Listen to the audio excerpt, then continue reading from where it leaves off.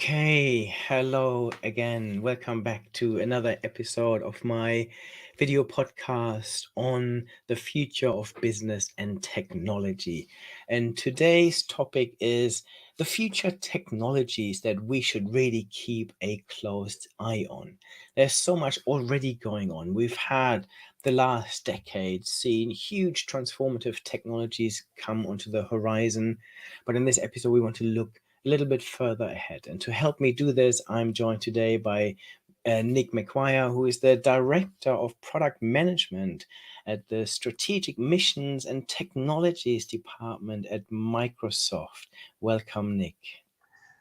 Thank you for having me, Bernard. It's a pleasure to be on your show. I've watched it several times in the past, so it's great to be here. Thank you.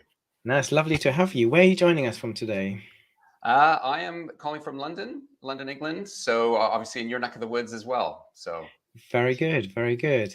So maybe you can tell us a little bit more about yourself, maybe a bit of your background and what you're doing at Microsoft. yeah, sure. So well, first of all, again, thanks for having me. I'm a director, as you said, of product management for strategic incubations in a corporate engineering function. Within Microsoft's Strategic Missions and Technologies division. I'll obviously have a chance possibly to explain more of that as we go along. I have been in the business for just about 2 years now, so still early in my time at Microsoft. Before joining Microsoft, I have been a long-standing advisor, consultant, and technology analyst for CIOs on emerging technologies, AI, cloud computing, edge computing, connectivity, etc. So it's quite a good perspective actually in my current role, which is very much focusing on two areas really. So the first is on the management and development of products in our strategic incubations area within Microsoft. So this focuses on our next horizon capabilities within the business, and then secondly, looking at customer engagement in these areas. So this primarily covers, getting customers started in some of our key strategic growth technologies for the future. And doing this through our dedicated co-innovation programs that we have set up within Strategic Missions and Technologies. And obviously we'll no doubt have a chance to explore a little bit about that as we go along here, and obviously in some of the work we've done together as well. Very good. Yeah, so Strategic Missions and Technologies sounds interesting as a division. Tell me more. What's their purpose? Yeah, it's a fairly new division, I guess, within the life cycle of Microsoft. Roughly 5,500 employees are within Strategic Missions and Technologies. We set up the division in late 2021, effective as our formal business incubation and scale-up arm, reporting directly to our CEO. We sit organizationally at the nexus between our foundational and long-term research within Microsoft Research on one hand, and our current solution portfolio on the other, which includes all our capabilities across Office and Azure, etc. Our job fundamentally is about moving things from kind of project basis into the next generation of Azure products, across the various different horizons. So we apply the McKinsey Horizon framework to how we look at current opportunities versus mid to longer term opportunities. So at the moment, we're focusing on 4 critical areas of acceleration. So this includes all the work we do with telcos worldwide, including migrating them to the cloud and running modern networks on cloud infrastructure, as well as doing things around private 5G networks. All the work we do in the area of space and satellite. So that includes not only just connectivity, but also Earth observation and data. Quantum computing, which is the next generation of development for our computational stack, and then all the work we do with the US federal government as well. So that includes everything from our current generation of products, high-grade security, et cetera, cloud migration, Office, et cetera, but as well as some of the newer kind of co-innovation areas we're doing with branches of the US federal government in a Horizon 2 sense. So That includes everything from working with DARPA, for example, in quantum computing, all the way through to collaborating with NASA in the area of space and satellite. So it is a broad church, but it's a critical aspect. I mean, basically, when we think about the future of the cloud, and obviously we're going to talk about this, this is the vehicle that's actively accelerating and incubating many of these future technologies that we're no doubt going to talk about in a few minutes. Very good. And I was privileged to be part of this new webinar series that you're starting on the future of cloud. Tell me a little bit more about what the plan is there.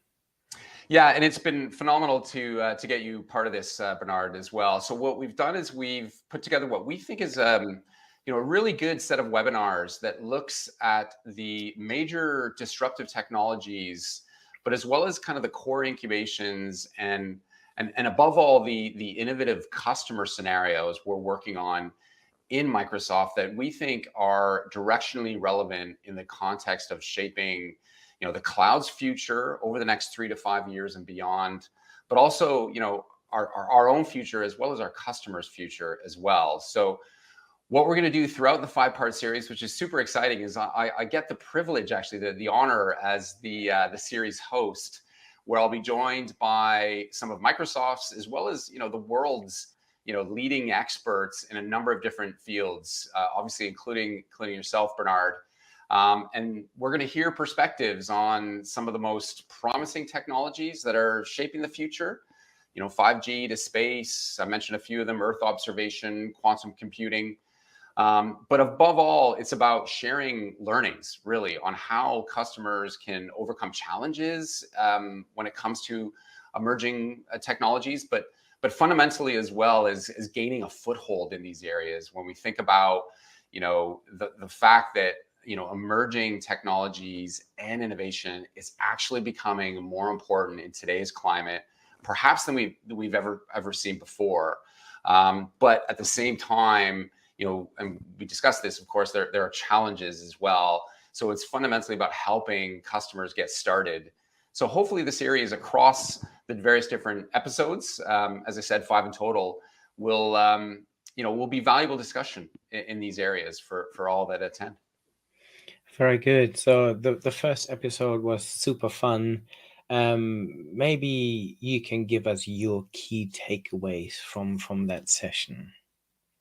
Yeah, and I learned a ton listening to the conversation between yourself as well as Sarah Nagy, who is my partner in crime within our strategic missions organization. She leads customer engagement all up for future cloud technologies, and it was great. It was a great discussion the two of you had. I think from my perspective, facilitating the discussion, there's kind of a couple of key areas. The first was that I think the opportunities we're seeing for these technologies to really add value is significant, and that's today. So these aren't just far away technologies and trends. And so we discussed a number of compelling scenarios, and obviously you offered up a few of these as well, Bernard, across a range of different industries and across the globe, which I think highlight this. I think the second really interesting takeaway for me is that we do discuss those challenges, but we have active ways in which and steps forward that organizations can take to overcome these challenges. One challenge that I thought was really fascinating that you highlighted, Bernard, was this area of hyper innovation. We're in this moment of hyper innovation where a number of these emerging technologies are interrelated and interdependent and drive and feed one another. So from our perspective, what I felt was interesting was the fact that we have a number of opportunities where we can establish some co-innovation work to help customers gain a foothold. So I think above all, it's this notion that you can start to take advantage of these technologies today, which for me was a really interesting takeaway to gather, particularly in the context of some of the insights that you offered up as well. Yeah, and I completely agree. And what we did is we looked at some of the future technologies everyone needs to keep an eye on, like 5G and space and quantum, but this is all in the context of everything else that is going on already with evolutions in the cloud, on the edge, in terms of AI, generative AI, and as you rightly say, those are driving this hyper innovation because they're all influencing each other. Throw in the metaverse and extended reality into this equation, and suddenly you have a world that will accelerate in terms of innovation. And one of the, if you just think about two of those technologies, so people were talking about the metaverse and extended reality, um, and they were saying, okay, how can I build if I wanted to have an avatar, or if I wanted to have a destination somewhere in the metaverse? How do I create this? Along comes generative AI, and you simply tell it, build me a storefront in the metaverse, and it will create it for you. So this is how those different trends are influencing each other. So when we look at some of these technologies, then maybe take 5G as a start. How do they, from your perspective, how does 5G transform the future of cloud? Yeah, we 5G for us is really not simply just, an uplift in bandwidth. It really does open up new scenarios and new models for the cloud across a range of different industries, because it actually really helps us get compute into areas that we've just not been able to, to get compute into in the past. And these scenarios now are unfolding around that, whether that's in industrial automation, in smart transportation, robotics. These are just a few examples, and the benefits that they're driving for organizations are real. Ultimately, helping to create more agility, more resiliency, and ultimately innovation into organizations. So we talk a number of different examples here. One example that I think is illustrative of the impact that 5G is having is in the area of smart infrastructure. And Sarah does a great job of kind of highlighting the work that we're doing with a really important strategic partner, Ferrovial, which is a large multinational Spain-based multinational infrastructure company. And they're focusing on what they're calling our smart highways of the future, which is basically using a combination of these future cloud technologies. So coming back to your point on interdependency and interrelated, but they're using a combination of these future cloud technologies enabled by 5G to ultimately create safer and more innovative roads. And for us, in using that connectivity along with our Azure services, this digital smart road solution that fundamentally helps to ensure that hazards are more quickly identified on the road, resolved, as well as the signage along sides of highways are updated in real time, I think is a really good illustration of the power of not only just specifically 5G, which is a real key aspect, because it enables that real time analytics and object detection from an AI perspective, but the ways in which a multiple number of these technologies work together to drive value for customers. So that's just in the area of 5G, which is a fascinating discussion that unfolds in the session that you and Sarah engaged on.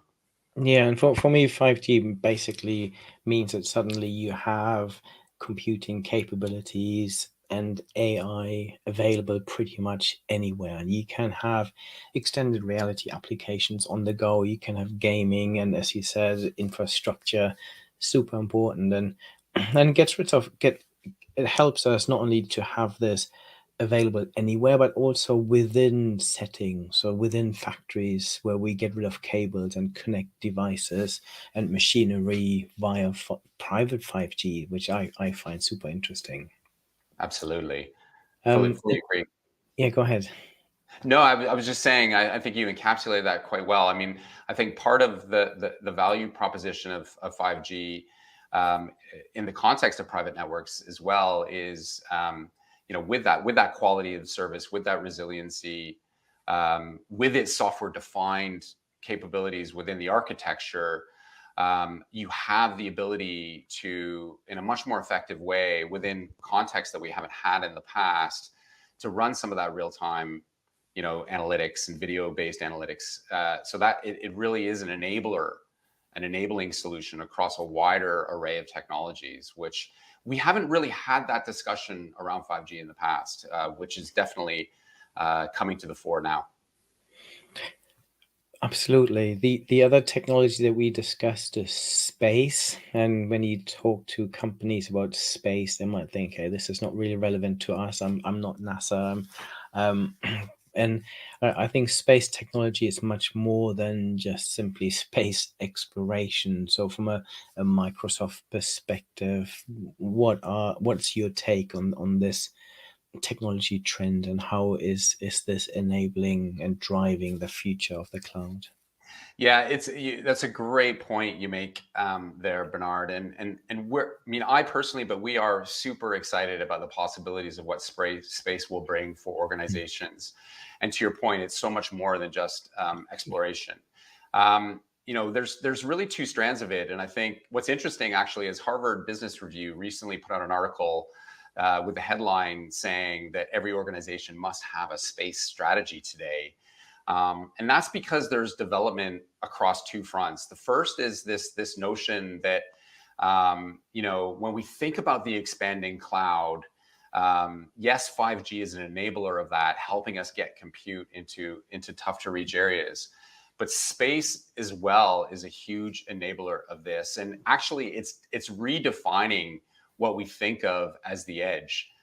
We're partnering with a number of the major, space and satellite industry players to leverage satellite development and technology coupled with our offerings. And this is ultimately enabling us to create a lot more secure and reliable, as well as valuable connectivity for customers.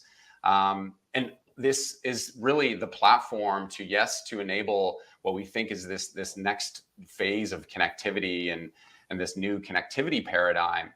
But it also is a platform for the next element of it, and that's the fact that it is also gives us insights, particularly in the form of Earth observation, that in the future is going to help us solve some really important global challenges.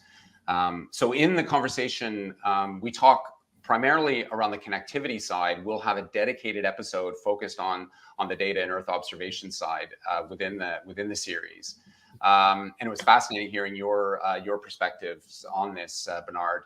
We highlight some of the work we're doing with the U.S. Department of Agriculture and the U.S. Forestry Service in particular to help better equip firefighters with this capability on the connectivity side to help them fight wildfires. And obviously, we know this is a hugely challenging global issue today. So it's quite inspiring how this next level of connectivity enabled through satellite technology is going to help us solve some of these important challenges down the road as well.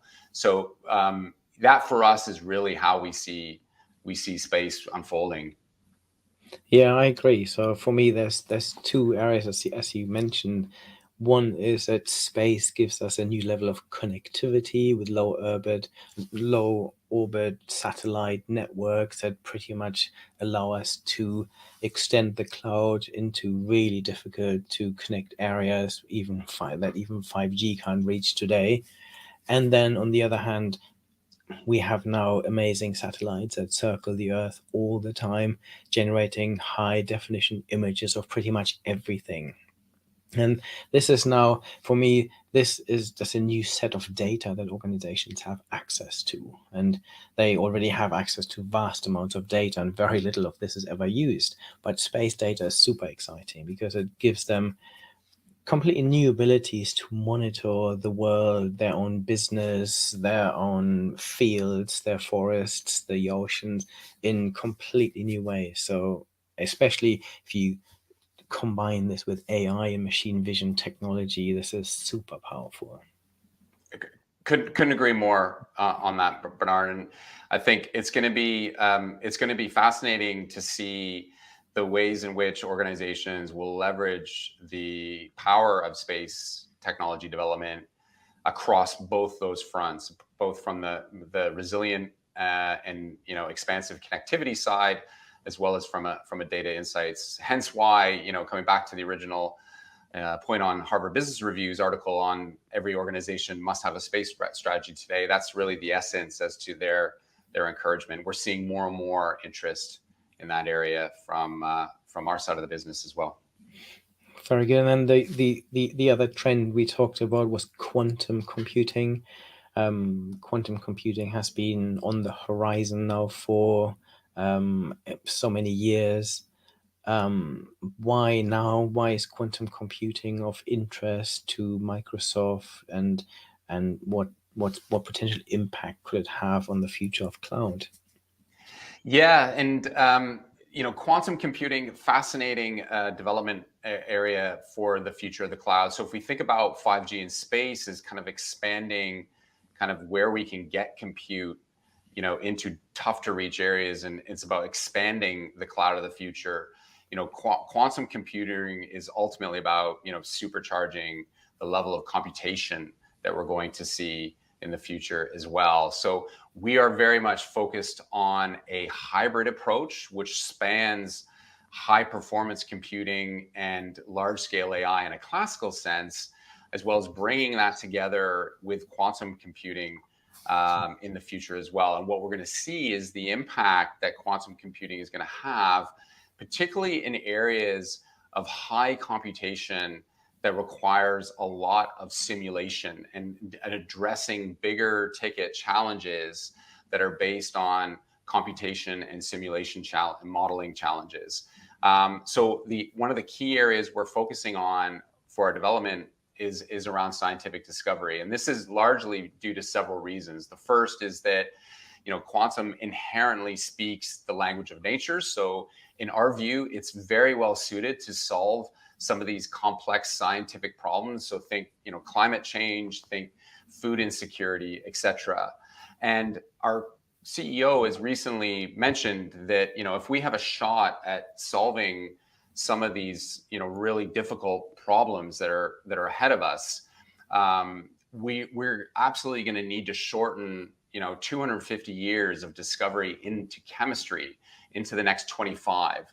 If we have a shot at this, at the root of some of these core challenges, of course, is chemistry, and that's where we're going to see, fully scaled quantum computing really take hold. And our view is it is certainly a number of years away, but our hybrid approach to quantum technologies is really making a difference today. So we talked and we discussed this in the webinar, and obviously it was great to get your perspective on this as well. We highlight some of the work that we're doing with Johnson Matthey, which is a global chemicals company, sustainable technology firm as well. And they've accelerated their computational chemistry and R&D processes quite dramatically using this hybrid approach. And we obviously have, a couple of the key illustrations in the webinar and a couple of demos that kind of showcase this. So that's fundamentally the core as to how we see quantum evolving, and that hybrid approach is absolutely critical to this. Yeah, and it's interesting that I've written about quantum for many, many years, but I've just finished my prediction pieces, my trend pieces for 2024. And this was the first time I've included quantum as a really important trend for next year. And I believe that we're at this tipping point at the moment. And I like the way you describe it as this hybrid approach, because quantum computing by itself is not going to solve anything. But at the moment, combining it, making it available through the cloud as an additional resource for the most complex computing challenges, this is where it really comes into play. And I believe that next year will make huge leaps forward in all of this. Yeah, and our approach aligns 100% to how you're thinking of it. We see that some of these significant challenges where quantum computing, it is hoped, will play a role within the decade, just as an enabler of solving some of these challenges. Today, the existing kind of quantum computers do not necessarily have enough capacity to be applied to some of these meaningful challenges. And we think that in order to have quantum that provides meaning for customers, we need architectures and we need computers that can get up to over 1 million qubits as opposed to the hundreds we have in today's most advanced quantum machines. So we still have a way to go. We have a very clear roadmap for that. But in the meantime, and this is what we discussed, is that we have the ability to get customers going today on quantum challenges through that hybrid approach, which is coming back to this point of, yes, quantum itself can be quite far away when we think about some of these bigger challenges, but we can help customers get going today in a number of different scenarios in order for that process to be made real for them, quickly, which is ultimately what we're seeing customers ask us today as they start to plan for quantum computing in the future. Yeah, 100%. What do you see as some of the biggest challenges then for companies when it comes to adopting these future technologies? Yeah, and this is a really important question to have this dialogue, in the industry and with customers. There are a number of challenges in these areas. Skilling, the economics of, do you invest today, for things that may materialize a little bit further down the road? How do you handle responsibility and governance and security around these technologies? How to start, really. These are what constantly come up in our conversations with customers. So in the episode and then throughout the webinar series, we very much focus on how, what are the steps customers can take, to help address some of these challenges. I absolutely love the point that you made, Bernard, in the episode about having bandwidth, the room and the space to innovate, dedicated room and space to innovate in these technology areas. And this is fundamentally why we've created the Strategic Missions and Technologies division within Microsoft in the first place. It's all about helping to accelerate the technologies as platforms for co-innovation, with our customers. So we are able to kind of discuss some of the acceleration tools, some of the resources we have to help customers get off the ground, whether they be financial, whether they be technical, or indeed whether they be cultural. I think cultural challenges around enabling a culture of innovation within organizations are significant. That's ultimately the goal of the conversation that we want to have. Very good. This is why the webinar is so important, I think, to give people a bit of space to reflect on some of these technologies and think about how they might bring them into their own organization, because these technologies are coming, they're emerging really fast, and it's important to get them on people's radar. So we will make sure we put the link to the webinar series into the description of this. But if anyone wants to find out more, where do they go, Nick? Yeah, so we'll provide in the notes for the episode. We'll provide the links to the various different resources. We want to encourage customers to sign up to our Future of the Cloud newsletter, where we're going to keep them updated on a lot of the tools that we're deploying in these areas, as well as updates from a development perspective. So we'll please check out those links. And fundamentally, feel free as well to reach out to myself or anyone else in the team in these areas, and we'll absolutely help you get connected to the right individuals as well as the right resources. Very good. As we're talking about the future, what about the future are you most nervous about? We talk about all of these hugely transformative technology trends. What's making you nervous? I'm certainly more optimistic than nervous, but understandably, I think the speed of which many of these technologies are developing, there's always going to be, issues around, how do we encourage the right level of collaboration not only between ourselves and customers, and that co-innovation theme, which we've talked about, is so fundamentally important. For us, by the way, we don't necessarily view that the real innovators around these technologies are going to be the technology companies. They're going to be, industries, and they're going to be based on collaborative effort between, in some cases, between, private sector, public sector organizations, as well as the tech companies. So I think what makes me nervous is in some of the more advanced areas, take quantum computing, for example, just would like to see a lot more kind of collaborative effort between government bodies as well as, the private sector. For us, we are investing and we see a real opportunity in the future. I think we can accelerate that if we can bring on board more support particularly from governments across the world. We've done really well to partner with branches of the U.S. government. DARPA, I mentioned earlier, is a hugely collaborative co-innovation effort that we've established with that department earlier this year. It was a big announcement for us. We'd like to do more, and there's opportunities there, and I think that's one of the areas that I would like to see get off the ground at scale across the world. There are parts of the world clearly where we can do more in terms of investing and developing this technology, getting the right skills, getting the right communities and collaborative efforts in place. Absolutely. And what about the future are you most excited about?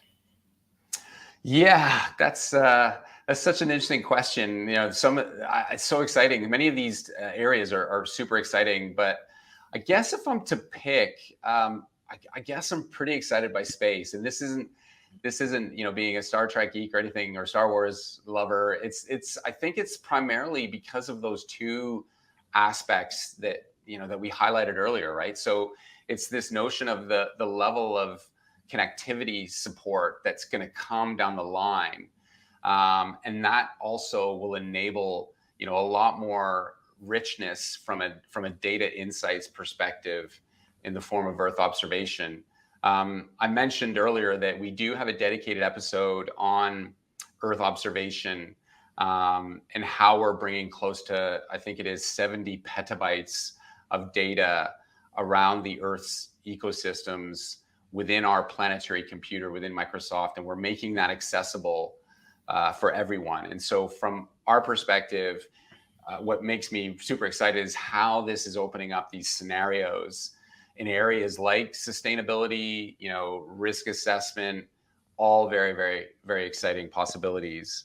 So yeah, I think that's what gets me the most pumped up, I suppose, because it's not just, a connectivity and this platform that can enable these highly distributed and network intelligent applications, but it's also this platform for insights and ultimately co-reasoning with AI. Because when you bring Earth observation and generative AI together, I think it'll really open up some fantastic possibilities for customers in the future. Very good. Thank you so much for your time today, Nick. Anyone who ever wants to re-watch or re-listen to this episode and many hundred others like this, feel free to head to my YouTube channel or my podcast. In the meantime, thank you so much, Nick, for your time. Thank you so much for having me, Bernard, and again, best of luck with your broadcast moving forward. Thank you, and please don't forget to find the future of cloud, which we will have linked in the description. Thank you, everyone, and see you soon. Take care, everyone. Bye-bye. Bye.